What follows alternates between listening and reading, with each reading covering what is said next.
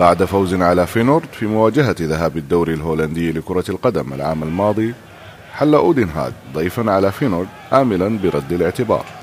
كاد الشوط الأول يمر دون أهداف، لكن كيفن يانسن عكر مزاج مشجعي المضيف حين سجل هدفا قبل دقائق من صافرة استراحة الشوطين، ثم سجل جاني زوفيرلون الهدف الثاني للضيوف في الدقيقة 59، وانتهت المواجهة بفوز أودنهاغ بهدفين دون رد ليخيب فينورد صاحب المركز الثالث محبيه، وليرتقي الفائز إلى المركز الثاني عشر برصيد 26 نقطة من 21 مواجهة.